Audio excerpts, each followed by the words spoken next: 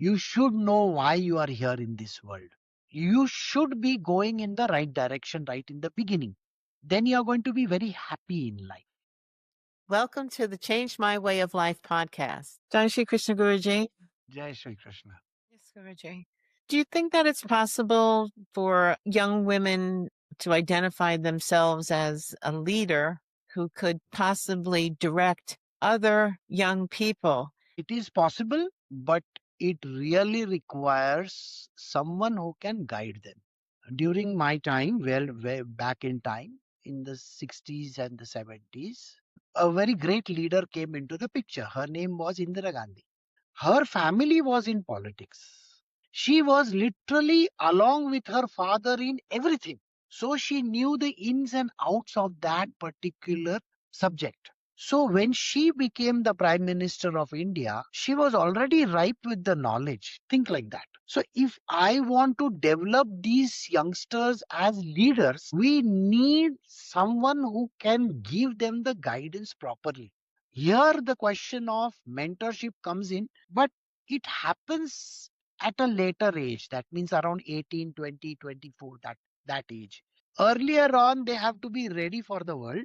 Once they are in some college or something like that, then the leadership quality can get developed. But if leadership is based only on two factors, which is being dished out literally every day, one is money and the second one is position. These are the two things which YouTube and every other media is trying to market. That is wrong. Leadership has nothing to do with money or funding. Second, it has nothing to do with position, rise in position. Think like that. When I gave you the example of Indira Gandhi, what did I say? Think. Was she after money? As a prime minister, money was secondary. Position, she was already in the position, the highest position ever. So if I have to develop into a great leader, I have to first get out of this circle of money and power. The two things that go along. So leadership skills are different. It is how you handle the world, how you handle the money, what exactly do you do in your life. So yes, a young woman can definitely be trained as a leader, but not in the conventional way that is being given out in this world through YouTube and various other medias.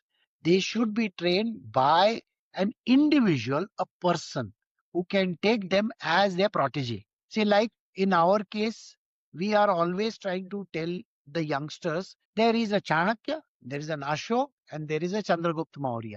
So Chanakya is definitely going to help Ashoka and Chandragupta Maurya become great leader. And that has nothing to do with money or those kind of things. That's a part of the game. Money and all will come. But how to be the leader? So you need a Chanakya in this case.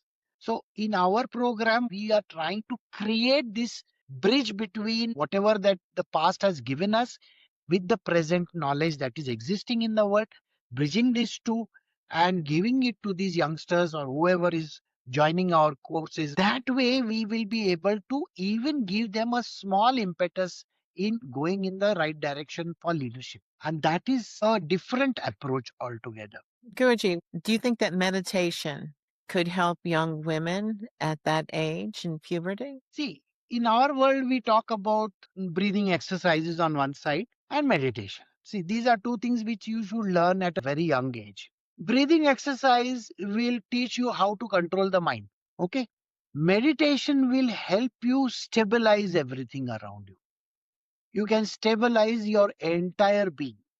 We are not talking of God over here. We are not even talking of anything spiritual over here.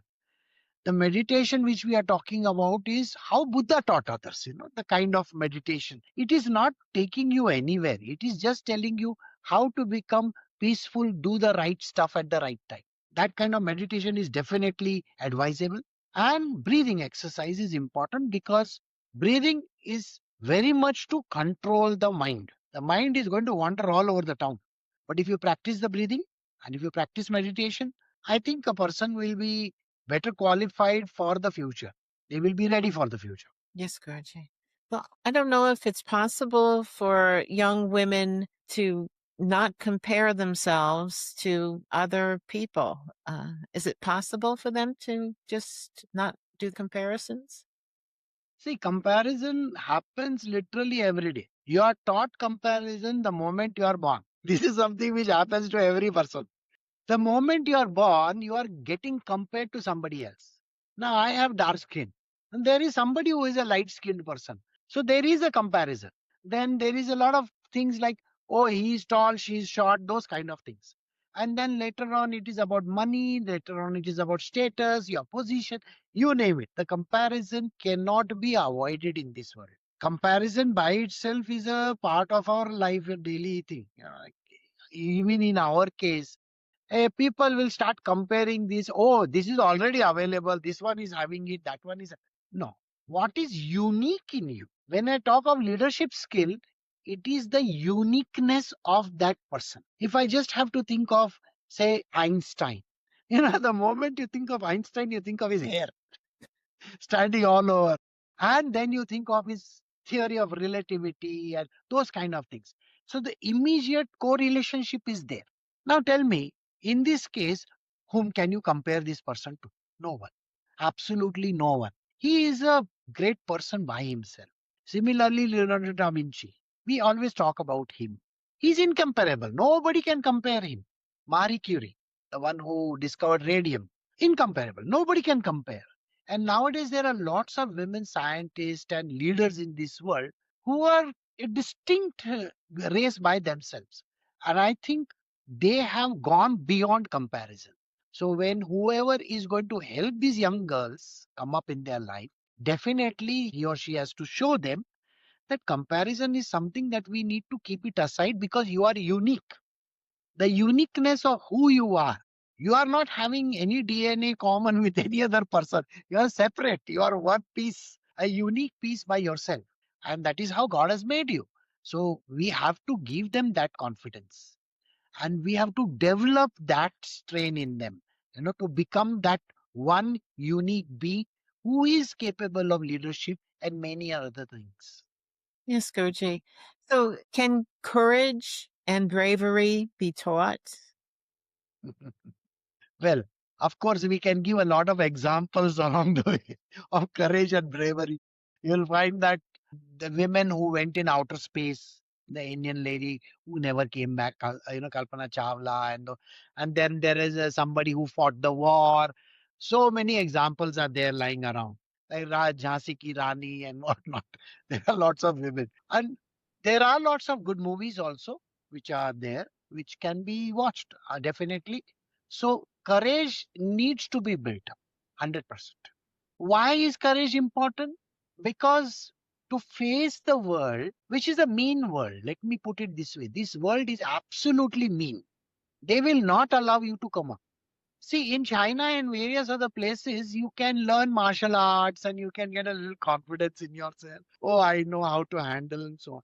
But in other places in the world, they may not even teach them those kind of things. So idea is to also expose them to these kind of things so that they build up their personality as a very strong one.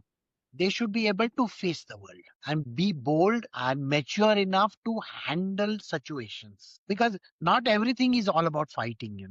You can definitely handle some issues through argumentation, some issues through different methods which can be given to them, and that way they can lose their fear and whatever the shortcomings that are there and become very courageous. It is possible, of course. Yes, in order to allow your individual uniqueness shine, you pretty much have to be able to let go of your concern about how other people see you. That's true. We spoke about comparison. When you go out in this world as a young person, the immediate thought that comes in mind is this one is better than me, that one is better than me. There is nobody who is better. You're just starting out. You're trying things. Sometimes the fear will come in. But there is no need to fear. There is no need to get lost in this fancy world out there, or the dark and the gory world out there. You need to face it with your own skill sets. You have to develop those skill sets along the way. You have to understand your own nature. You have to go to the right places, understand the right things, and this is a decision making that you need to do. See, what happens as a young person is you are indecisive most of the times. Because you are indecisive, you don't understand anything. You will find that many young people who come to me, they really don't know half of the time what they are supposed to do. They will ask me, Guruji, what am I supposed to do? You got what I'm saying? Why? Because they're confused. What is important at that point in time? Self discipline. You need to have discipline. If you look at all these youngsters, they are not disciplined at all. They are getting up very late, they're sleeping very late, they're playing games, they're doing a lot of nonsensical stuff, and they don't care about their timings, they don't care about the food, they don't care about how they are dressed or what they are doing. But that is the first thing which is missing. To be a great leader, you have to be a disciplined person. You need to chalk out your life properly. You need to set goals. You need to achieve them. There should be a clarity in what you are doing. So then only all this indecision will go away. And that is a part of our training program as well, where we talk about how to develop this discipline. The body, mind, discipline. This is very important. And like we tackled earlier, breathing exercises, meditation also helps a lot. So, of course, we can use these subjects and train them as well. Yes, Guruji. So, what would be the advice that would stand out as most important for young women? They should be able to face the world. No doubt, 99% of the time they are going to get all the negatives in life, but we all live by that 1%. You know, so live that 1% of life and make it 100%. What I mean is that everybody is going to give you the negatives. This can't be done, that can't be done, this is not possible, that is not possible. You have to do only this, you have to do only that. This is a traditional way. This is how it things are done. No, that 1% is all about integrity, all about focus, all about direction, all about your Swadharma, doing what you are here for.